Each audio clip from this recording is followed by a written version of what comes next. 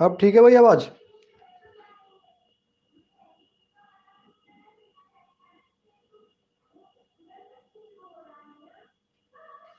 मैं वही पूछ रहा हूँ, अब ठीक है आवाज और साउंड वीडियो वगैरह सब बताइए।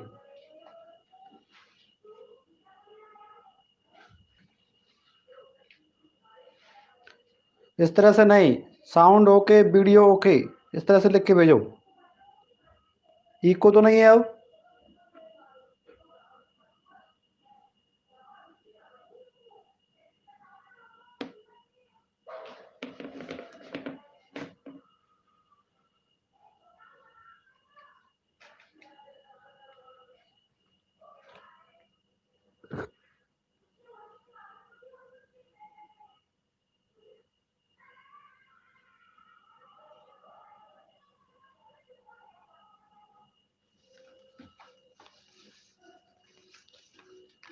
ठीक है, दोनों सही हैं सभी लोगों के लिए, वेरी गुड।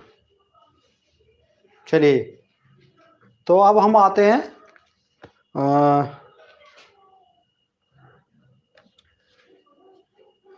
मैं बता रहा था आपको कन्वर्जेंट वैलिडिटी के बारे में।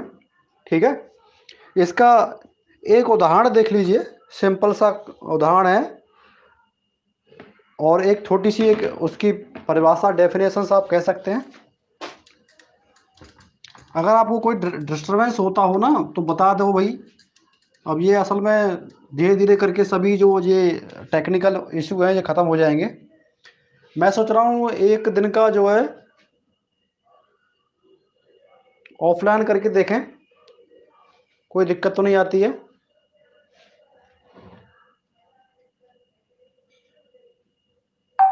ऑफलाइन ठीक रहेगा? नहीं, आप लोगों को सजेशन मांग रहा हूँ मैं, सजेशन अगर आप कहोगे ऑफलाइन तो ठीक है, वरना ऑनलाइन तो ऑनलाइन तो ठीक, कोई दिक्कत ही नहीं है लाइव में तो।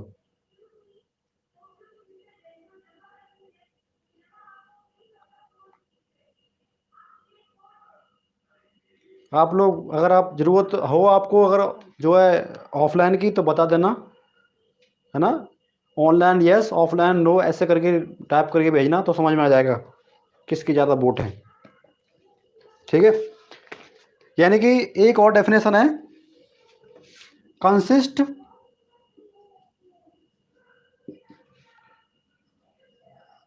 Of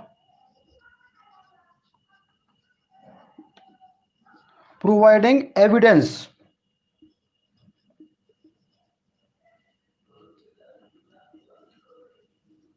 that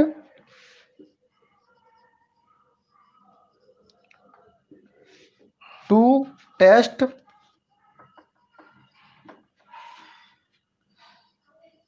that are believed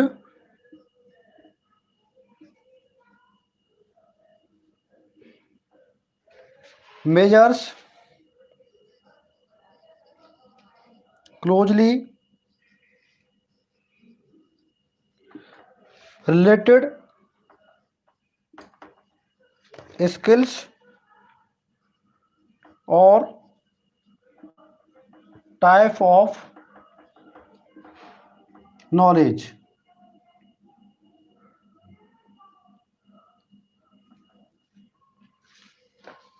ठीक है, कोरिलेट स्ट्रांगली।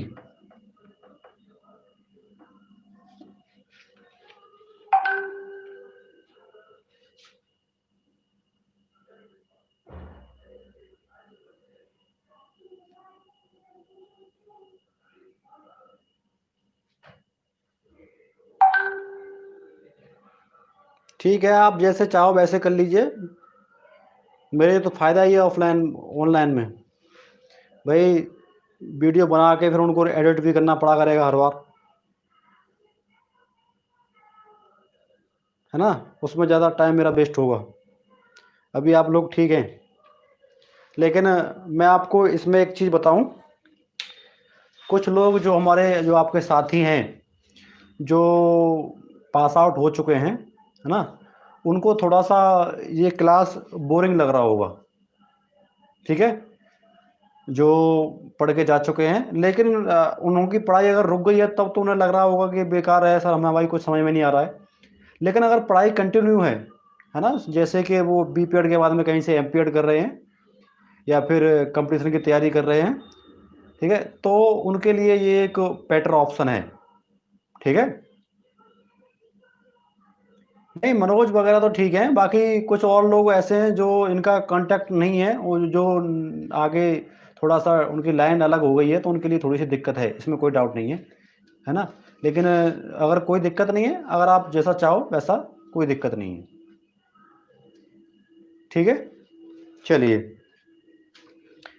अभी इसका एक उदाहरण है, देखिए इसमें इसके बारे में पहले समझ लीजिए। कंसिस्ट ऑफ प्रोवाइडिंग एविडेंस, है ना, मतलब साक्ष्य जो है उपलब्ध कराएं, ठीक है, दैट किस चीज के, that to test that are believed, ठीक है, दो परीक्षण जो ये विश्वास करते हैं या इसके लिए माने जाते हैं कि वो मेजर करें, है ना, किसी चीज को, और उनका जो रिलेशन है ना, का जो सहसंबंध है वो पास हो, स्ट्रांगली कैसा हो, कोरिलेट हो, है ना, और वो किसी एक स्किल या किसी एक टाइप की नॉलेज को जो है टेस्ट करें।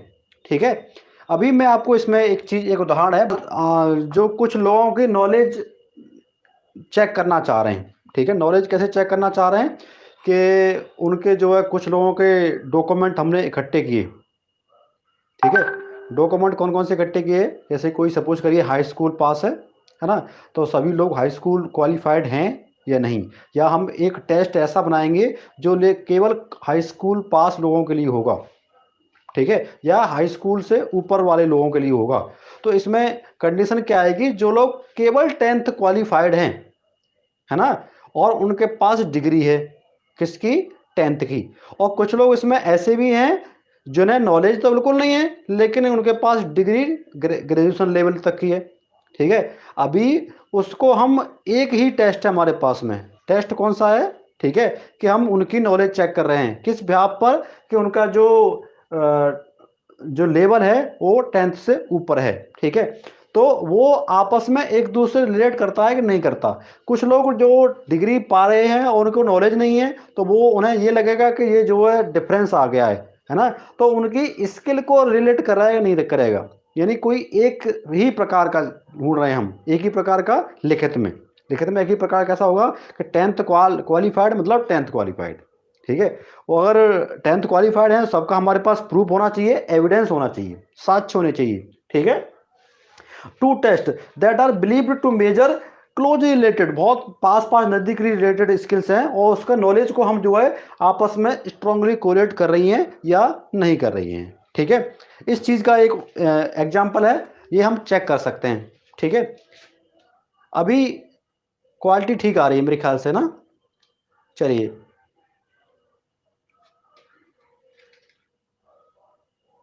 दरअसल इसमें आप लोगों की गलती नहीं है, मेरा थोड़ा सा डेटा कम हो गया है, ये सही है। ठीक है, अभी एक्चुअली मुझे दो तरफ से डेटा यूज करना पड़ता है, एक आपके कमेंट भी देखने, और दूसरा ये जो कैम मोबाइल है वो भी डेटा यूज करेगा, तो इसलिए एक डेटा को दो जगह कन्वर्ट करना, और उसके बाद में अगर मैं अपनी वीडियो की क्वालिटी बढ़ा दूँ तो फिर वो डेटा कंज्यूम करेगा ज़्यादा और उसकी स्ट्रीमिंग हो जाएगी ड्रू। चलिए आगे बढ़ते हैं हम थोड़ा सा, उसके बाद में डाइवर्जेंट के ऊपर आते हैं हम। ठीक है, डाइवर्जेंट जो वैलिडिटी है वो क्या होती है, ठीक है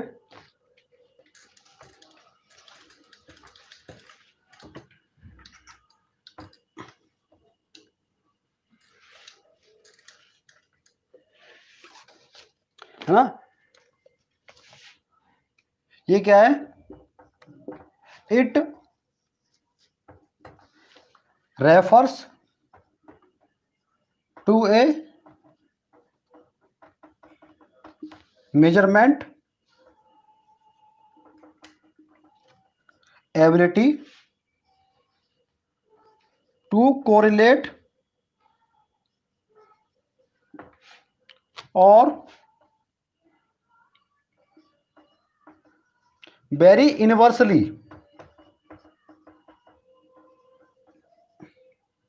with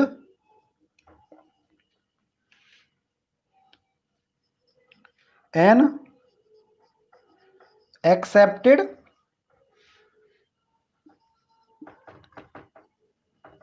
measures of the opposite construct. ठीक है, जैसा कि हम उसमें देख रहे थे कि कंस्ट्रक्टिबिलिटी में कि हमारे जो दो टेस्ट थे वो एक दूसरे से जुड़े हुए होंगे, है ना, एक जैसा ही आ रहा था उसमें। यानी कि हम अगर एक टेस्ट को चेक कर रहे थे और दूसरे टेस्ट से उसको रिलेट कर रहे थे तो उनके बीच में जो सहसंबंध था वो स्थापित हो रहा था।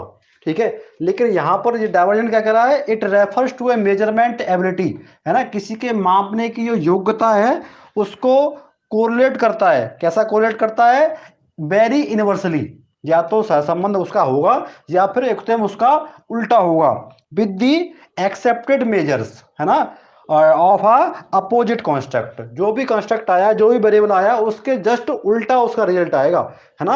यानी कि ये अगर वैलिड है तो ये इनवैलिड होगा। ठीक है, ऐसा है इसमें, इसको समझ लेते हैं हम। ठीक है,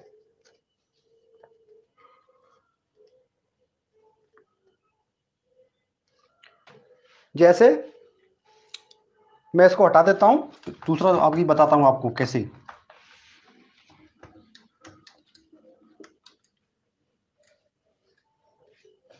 ठीक है,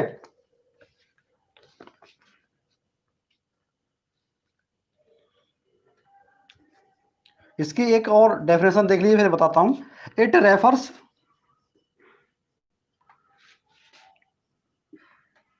to the extent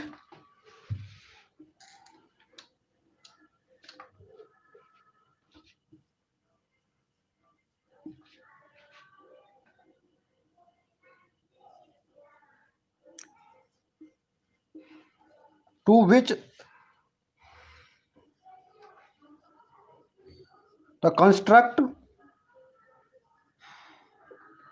tested, construct जानते हैं वेरिएबल जिसको जिसको भी हम टेस्ट कर रहे हैं, which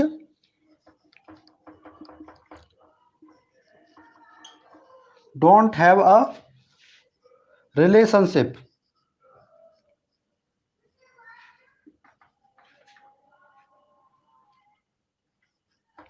do Indeed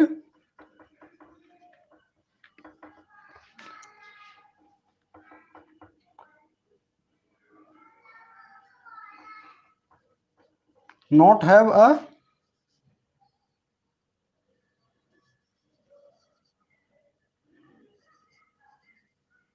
relationship with other.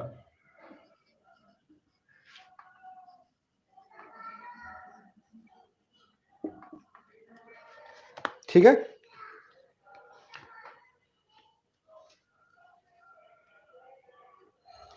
मतलब कन्वर्जेंट में क्या था कि जो दो टेस्ट थे उन टेस्टों से एक ही चीज नाप रहे थे, और जैसे एक तराजू था पुराना वाला और एक नया तराजू था, तो हम ये उम्मीद कर रहे थे कि इसका जो हमारा टेस्ट है, हमारा जो नाप है पहले तराजू की, वो दूसरे तराजू के लगभग बराबर आएगी। अगर बराबर आएगी तो ये क्या था, कंस्ट्रक्टिबिलिटी थी। ठीक है, तो इसका निर्माण हो गया कि ये अब ये वैलिड है। पहले ये वैलिड था, अब इसके ब्याह पर वैलिड हो गया कि ये वैलिड है। लेकिन इसमें एकदम से इसका जल्द उल्टा होता है। ठीक है, यानी कि ये जो है इससे कोरिलेट नहीं करेगा, है ना, एकदम डिफरेंट होगा। अगर कोरिलेट कर गया तो फिर ये कन्वर्जेंट डाइवर्जेंट वैलिडिटी नहीं है, फिर ये कैसी हो जाएगी, कन्वर्जेंट हो जाएगी। ठीक है, to which the construct test which don't have relationship to indeed not have relationship with other, यानी किसी के साथ में भी उसका संबंध नहीं होगा, आपस में भी नहीं होगा, ना किसी दूसरे से होगा। यानी कि इसकी जो रिलेशनशिप है अब वो कैसी होगी, लो होगी। और जो कंस्ट्रक्टिबिलिटी में कन्वर्जेंट था उसकी कैसी होती है, हाई। ठीक है, अगर हाई आ रही है तो वो कन्वर्जेंट है। अगर लो आ रही है उसकी जो कोरिलेशनशिप, तो वो है कैसा, डाइवर्जेंट। ठीक है, ये एकदम से सिंपल इसका फंडा है। दो हम उपकरण लेते हैं, दोनों को मेजर कर रहे हैं, और एक ही चीज को मेजर करने के बाद में दोनों की हम जो वैल्यू आई, जो रिजल्ट आया, रिजल्ट ऑफ वन और रिजल्ट ऑफ टू, ठीक है, इनका अगर हमने सहसंबंध स्थापित किया, यानी कि कोरिलेशन, ठीक है, तो ये हाई आना चाहिए किसमें, कन्वर्जेंट में। किसमें, कन्वर्जेंट में। और लो आना चाहिए, लो किस में आना चाहिए, डाइवर्जेंट में। ठीक है, यानी कि दोनों ही अलग अलग हैं।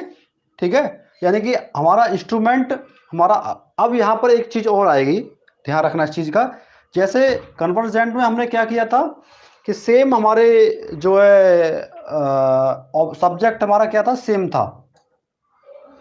यानी कि जो हमने वो किए थे, वेट जो नापा था, उस वेट नापने वाली जो चीज थी हमारी सेम थी।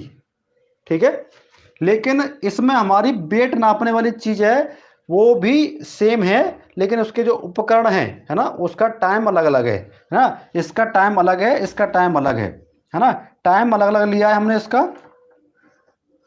ठीक है, और उपकरण हमारा एक है, सॉरी, उपकरण एक है, टाइम अलग अलग है, और सब्जेक्ट भी अलग अलग है। ठीक है, हमारा उपकरण एक ही है, एक ही उपकरण को भिन्न भिन्न वेरिएशंस में अगर हम यूज करेंगे, ठीक है, तो हमारी जो वो है, अगर हमारी लो आती है तो उल्टा है ना, डाइवर्जेंट है, और सही आती है, सिमिलर आती है, हाई आती है, तो वो कन्वर्जेंट है। ठीक है,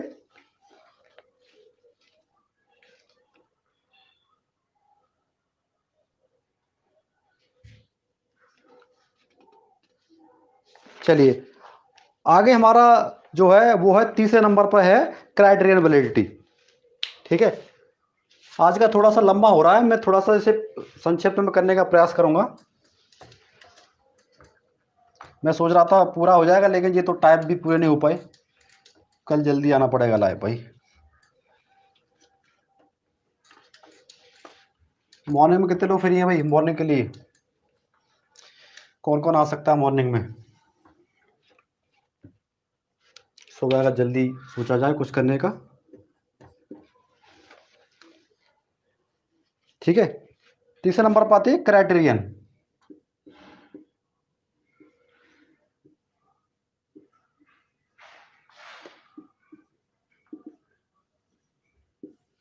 ठीक है, यानी कि संरचनात्मक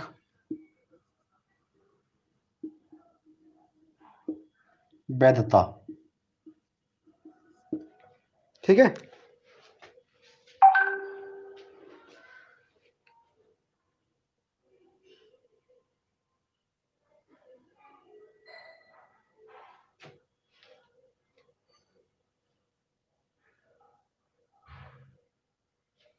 मॉर्निंग में मुश्किल तो होगी भाई।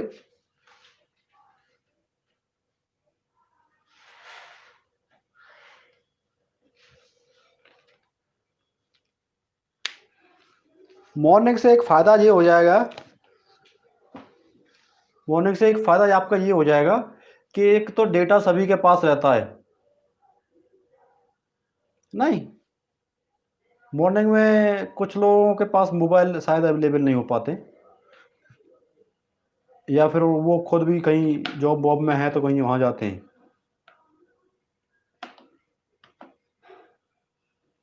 तो शाम का टाइम यही ठीक है फिर, 8 बजे वाला।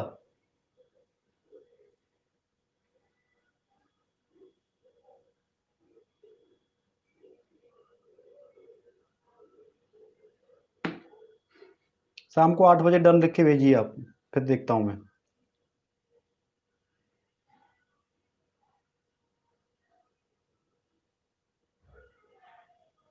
कुछ लोग तो ठीक है, फ्री है।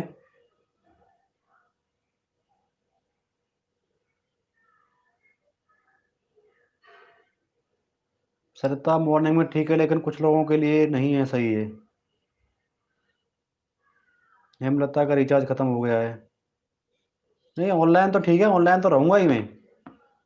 गौरव, ऑनलाइन तो हूँ, लेकिन मैं मॉर्निंग ही पूछ रहा हूँ। मॉर्निंग में ठीक है या शाम को 8 बजे ठीक है?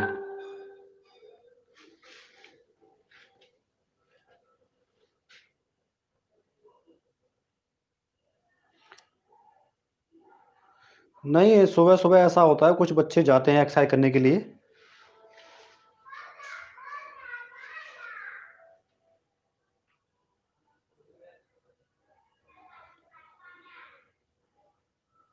8 PM, 8 PM शाम के टाइम में ठीक है ना? सुबह स्कूल की क्लास होती है, हाँ सही बात है।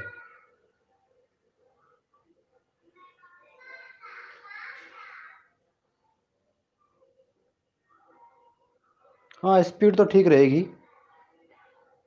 विजय, शाम को ठीक। चलो। 7 PM तो बहुत जल्दी है भाई, तुम लोग इकट्ठे भी नहीं हो पाओ घर पे, नीरज।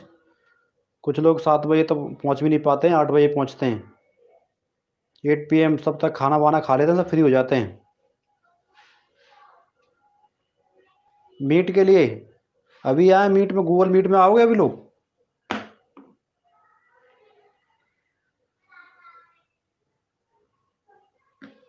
चलिए, मैं जनरेट करता हूँ कोड।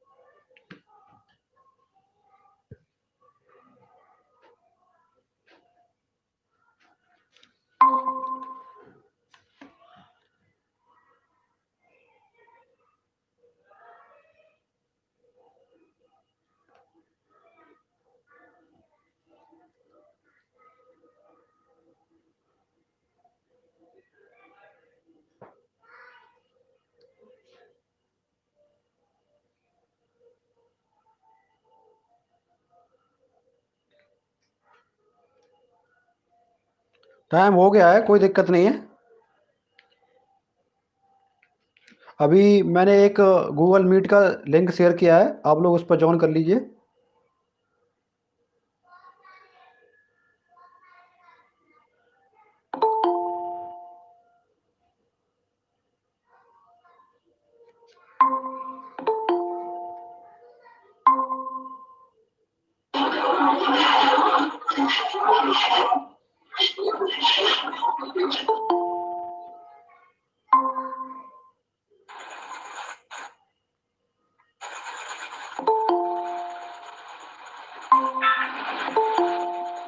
माइक सब बंद करिए भाई अपना।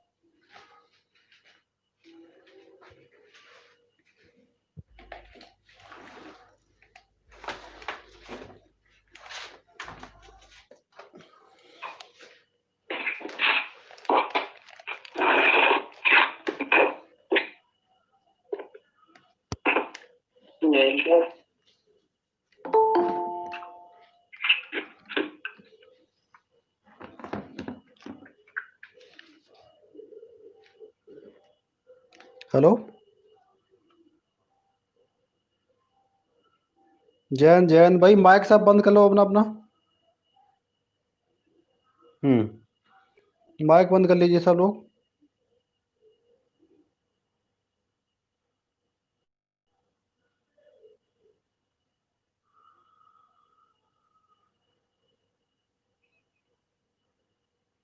वीडियो बंद करो या चालू करो, जो भी है अपना देखो।